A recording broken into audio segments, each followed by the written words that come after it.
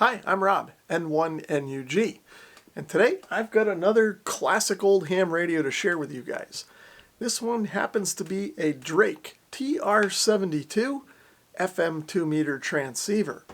This is a radio that I bought at a ham fest 3 or 4 months ago and haven't done anything with since I got it home. I finally had some time to check this radio out, so I figured I'd turn the camera on and we could go through it together. Now, interestingly enough, even though this radio is labeled as a Drake TR-72, it was actually manufactured by Kenwood.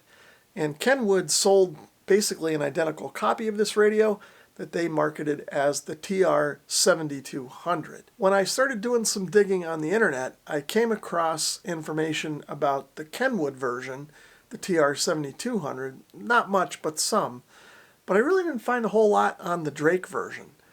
So I'm thinking that this radio may actually be a little bit of a rare piece, which is kind of cool. So enough babbling. I'll bring the camera in closer and we'll go through this radio and see what it's got for features.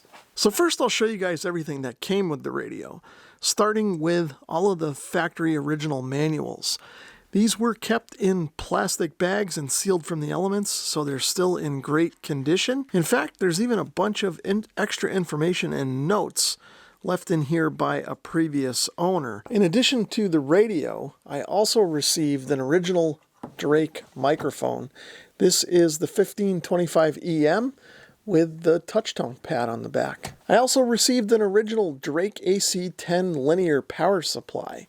This even came with another external cable so that it can be used as a charger when this switch is turned on. And in fact, for this video, I'm going to use this power supply to power the radio. Before I go through all the features on this radio, I'll point out that I haven't cleaned it yet.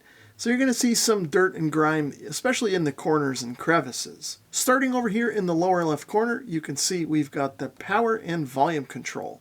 To turn the radio on, I push in on the knob and you can see it lights up and turns on. As you may have noticed, the meter has lit up green, and that indicates to us that the radio is currently in low power, as you can see by this button being pressed in. If I cycle it so it's in its out position, the radio is now in high power, and you can see that because the meter is now lit up sort of orange colored. Over here, of course, we have a squelch control that works as you'd expect. Turn it up until the background noise is squelched, and then when a signal comes in that's stronger, we'll hear it. Up here we have some indicator lights, one for on air or when the radio is transmitting, and this green light lights up when we are on the call channel. And speaking of channels, this radio is crystal controlled, almost like an old CB radio.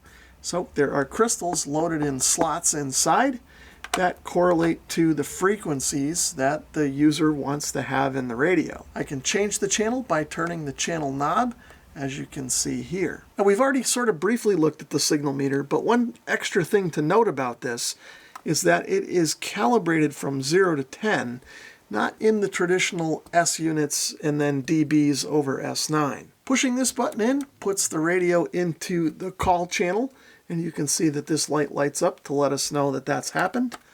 And then over here, of course, is the 4-pin microphone connector. So if we take a look at the side of the radio, it gives us a good look at this heavy-duty mobile mounting bracket that was supplied with this radio. Now, even though the mobile mounting bracket is pretty heavy-duty and rugged, it can be easily removed from the radio by flipping out this latch and disconnecting it from the bracket.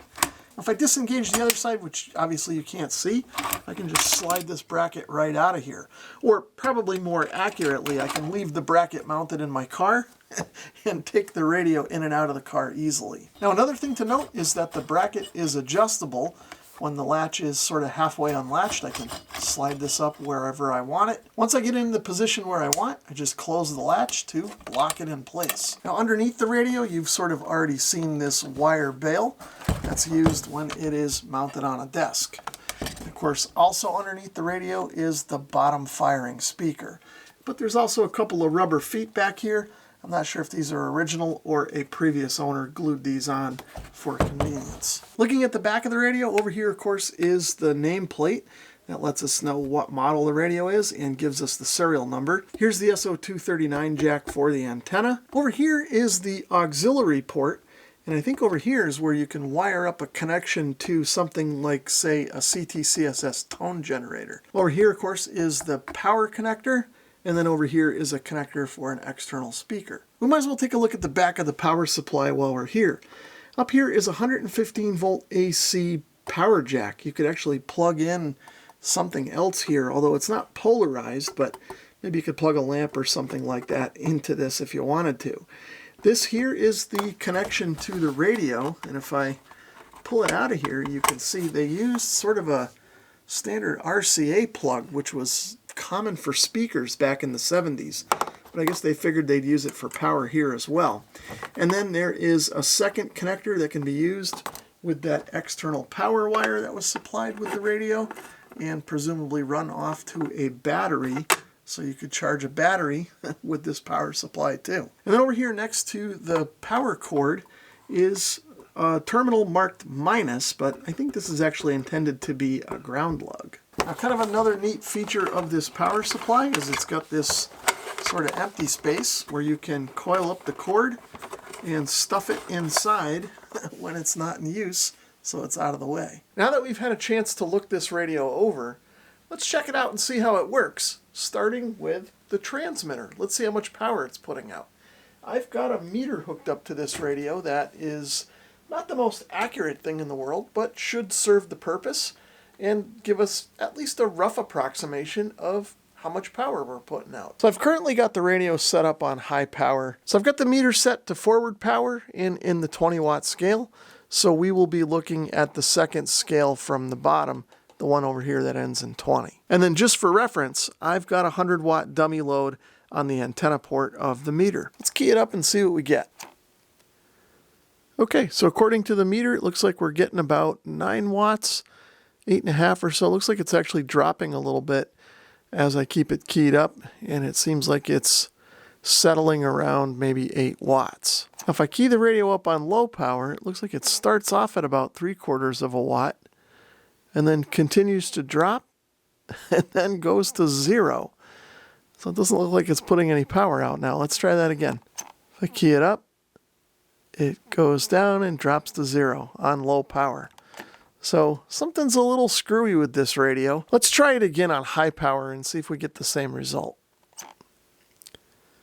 Again, it starts off up around 9 watts and then seems like it's dropping just like it did on low power.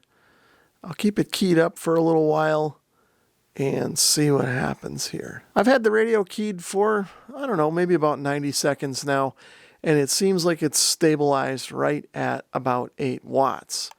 So I guess we've got a little bit of a mystery on our hands here. I'm really not sure what would cause this radio to kind of behave the way that it is and kind of just stop transmitting on low power after a few seconds, or even sort of drop transmit power a little bit on high power over time. But I guess we'll leave that mystery for another day. What I want to do now is set up a transmit test with my SDR play. I'll leave the Drake over here on high power connected up to the dummy load through the meter just as it is now, but I'll set up my SDR play on my computer over here across the room just with a short piece of wire antenna connected up, just enough so it can receive this one. And we'll do a transmit test so that you guys can hear kind of what it sounds like over the air. When I'm testing a radio out, I always like to get several opinions of what it sounds like over the air. So when this transmit test is over, let me know down in the comments if you think the radio sounds okay as it is, or if it needs some adjustment. Let's test out the Drake TR-72 on transmit. I'm going to read off a quote from one of my favorite books. If you know what that book is, let me know down in the comments below. There is a theory which states that if ever anyone discovers exactly what the universe is for and why it is here, it will instantly disappear and be replaced by something even more bizarre and inexplicable. There is another theory which states that this has already happened. N1 NUG, testing the TR-72. You may have noticed from the last transmit test that the carrier frequency was off a little bit. I tuned around on the SDR here and it looks like it was off by about 550 hertz, as you can see by the frequency display up in the top right corner. So from that transmit test, we saw that the radio was off frequency just a little bit, 550 hertz. I could probably pull the cover and adjust that fairly easily. And in fact, I think there's some notes here from the previous owner about that in the manual. So I'll take a closer look at that and see what I can do to dial the radio in. Now in terms of the audio quality, it did sound a little bit narrow or tinny kind of to my ears, but that's probably a byproduct of this old microphone more than it is the radio circuitry. I think even when these microphones were new, they were probably designed to be a little bit trebly and narrow for good punchy communications. So now that we've checked out the transmitter, let's take a look at the receiver and see what that sounds like. So what I think I'll do is play you a few snippets from a simplex conversation that I had with my friend John, KB1OYB, who lives a few miles away. Those of you who have followed my channel for a while will probably recognize John's voice. He's been in several of these radio test videos over the years and always gives me a good, honest report as to what he thinks the radio sounds like. KB1OYB, N1NUG. Beautiful. Nice audio. Excellent audio. I'm surprised. Tell me what that thing is. This is an old Drake TR-72. It's just an old 2-meter radio, crystal controlled, no CTCSS tones or anything like that. The radio sounds excellent. Crisp, clear, sounds exactly like you. That can be good or bad. So you can't sneak up on anybody, Rob. KB1OYB Friday. As I mentioned earlier, this is a crystal controlled radio, but there are several crystal pairs in here that correlate to local repeaters that I can hear from my location. Now, I can't key any of those repeaters up because they all require a CTCSS tone, and this radio just doesn't have a tone generator in it. But we can certainly listen in on conversations that others are having. So I'll splice in a few snippets from what I was able to hear now. So I'm on the air going now. I don't think 015 is good for me until I get south of the Haddam Neck Fairgrounds. I probably could use it now, but I think it fades away when I'm on the north side of the Haddam Neck Fairground hill. Funny you mentioned that. I mentioned it to my wife yesterday. I asked her if she wanted to go tonight, so we might do that. This is the W1HEN repeater.